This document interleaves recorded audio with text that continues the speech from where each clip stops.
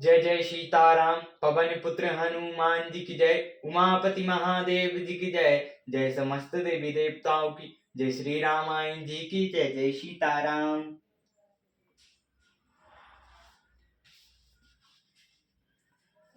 मातु भारत के बचन सुनि रामा, साचे सजल सुभाई सिया रामा। कहत राम प्रिया तात तुम रामा, सदा बचन मन काई सिया रामा। माता कैकेयी जी भरत जी के स्वाभाविक ही सच्चे और सरल वचनों को सुनकर कहने लगी, हे तात, तुम तो मन वचन और शरीर से सदा श्री रामचंद्र जी के प्यारे हो। राम प्राणौ ते प्राण तुम्हारे, तुम रघुपति प्राणौ ते प्यारे। विदु विष चावै द्रवै मुख आगी, होई बचार चर बारी बैरागी।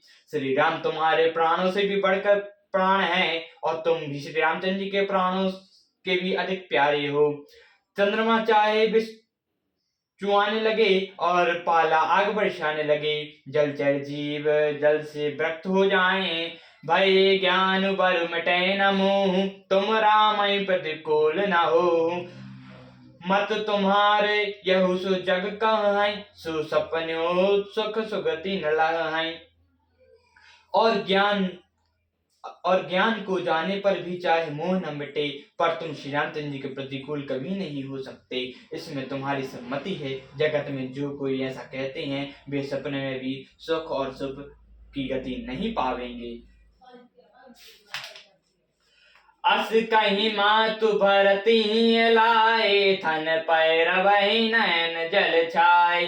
करत बिलाप बहुत यही भांति, बैठे बीत गई सब राती। ऐसा कहकर माता कौशल्या ने भरत जी को हृदय से लगा लिया। उनके स्तनों से दूध बहने लगा और नेत्रों से जल छा गया। इस प्रकार बहुत विलाप करते हुए सारे रात बैठी ही बैठी बीत गई। वामदेव वशिष्ठ तब आए, सचिव महाजन सकल बुलाए। मुनि बहु भांति भरत उपदेशे, कही परमार्थ वचन सुदेशे। तब वामदेव जी और वशिष्ठ जी आए। उन्होंने सब मंत्रियों तथा महाजनों को बुलवाया। फिर मुनि वशिष्ठ जी ने परमार्थ के सुंदर समय अनुकूल वचन कहकर बहुत प्रकार से भरत जी को उपदेश दिया। तात हृदय धीरज धरु रामा, करौ सु अवसर अजु सिया रामा। उठे भरत गुर बचन सुनि रामा, करण कहु सब साजु सिया रामा। श्री वशिष्ठ जी ने कहा, हे तात, हृदय में धीरज धरो और आज जिस कार्य के करने का अवसर है उसे करो। गुरु जी के वचन सुनकर भरत जी उठे और उन्होंने सब तैयारी करने के लिए कहा। नपतनु वेद वितत अनवाहा, परम विचित्र विमानु बनावा। गही पद भय तुमातु सब राखी, रही रानी दर्शन अभिलाषी। वेदों में बताए हुए विधि से राजा की देह को स्नान कराया गया और परम विचित्र विमान पर बनाया गया। भरत जी ने सब माताओं को चरण पकड़ कर रखा। वे रानियां भी दर्शन की अभिलाषी रह गईं। चंदन अगर बार बहुआए, अमित अनेक सुगंध सुआई। छय जुत्तीर रुचि चिता बनाई, जनु सुरपुर सौपन सुआई। चंदन और अगर की तथा और भी अनेक प्रकार की अपार सुगंध डिब्बों के बहुत से बुझे आए। सरयू जी के तट पर सुंदर चिता रचकर बनाई गई, मानो स्वर्ग की सुंदर सीढ़ी हो। यही विधि दाह किया क्रिया सब कीनी, विधि बत नायत्रांजलु दीनी। सोधि सुमृत सब वेद पुराणा, कीन भरत दस गात विधाना। इस प्रकार सब दाह क्रिया की गई और सबने विधि पूर्वक स्नान करके त्रयांजलि दी। फिर वेद स्मृति और पुराण सबका मत निश्चय करके उसके अनुसार भरत जी ने पिता 10 गोत्र विधान किया। जहाँ जस मुनि बर आई सुदीना, तस सहस भांति सब कीना। भय विशुद्ध दिए सब दाना, धेनु बाज गजबान नाना। मुनि श्रेष्ठ वशिष्ठ जी ने जहाँ जैसी आज्ञा दी वहां भरत जी ने सब वैसा ही हजारों प्रकार से किया। शुद्ध हो जाने पर सब दान दिए। गौ तथा घोड़े, हाथी आदि अनेक प्रकार की सवारियां, सिंहासन भूषण बसन राम, अन्न धन्य धन धाम सिया राम, दिए वर्त लहि भूमि सुर राम, भे परिपूर्ण काम सिया राम। सिंहासन गहने कपड़े अन्य पृथ्वी धन और मकान भरत जी ने दिए। भूदेव ब्राह्मण का दान पाकर परिपूर्ण काम हो गए। पितु हित भारत कीन जस कैनी, सो मुख लाख जाय नहीं वैनी। सुदिन सोधि मुनि भरत अब आए, सजीव महाजन सकल बुलाए। पिताजी के लिए भरत जी ने जैसी करनी कि वह लाखों मुखों से भी वर्णन नहीं की जा सकती। तब शुभ दिन सुधवा कर शिष्ट मुनि वशिष्ठ जी आए और उन्होंने मंत्रियों तथा सब महाजनों को बुलवाया। बैठे राजसभा जब जाए, पठाए बोले भारत दो भाई। भरत वशिष्ठ निकट बैठारे, नीत धर्म में वचन उचारे। सब लोग राज्यसभा में जाकर बैठ गए। तब मुनि ने भरत जी तथा शत्रुघ्न दोनों भाइयों को बुलवा भेजा। भरत जी को वशिष्ठ जी ने अपने पास बैठा लिया और नीति तथा धर्म से भरे हुए वचने कहे। प्रथम कथा सब मुनि वर वैनी, कई कुटिल कीन जस कैनी। भूप धर्म व्रत सत्य सराजे, तनु परिहरि प्रेम निवार। पहले तो कई ने जैसी कुटिल कहनी थी, श्रेष्ठ मुनि ने वो सारी कथा कही। फिर राजा के धर्म व्रत और सत्य की सराहना की, जिन्होंने शरीर त्याग कर प्रेम को निभाया। कहत राम गुणशील स्वभाव, सजन नयन पुल के मुनि राव। बहु लखन सिय प्रीति बखानी, शोक सनह मगन मुनि ज्ञानी। श्री रामचंद्र जी के गुणशील और स्वभाव का वर्णन करते करते मुनिराज के नेत्रों में जल भर आया और वे शरीर से पुलकित हो गए। फिर लक्ष्मण जी और सीता जी के प्रेम की बड़ाई करते हुए ज्ञानी मुनि शोक और स्नेह में मग्न हो गए। सुनो सुनो भरत भावी प्रबल राम, बिलखी कहो मुनिनाथ सिया राम। हानि लाभो जीवन मैनु राम, जसु अप जसु विधि हाथ सिया राम।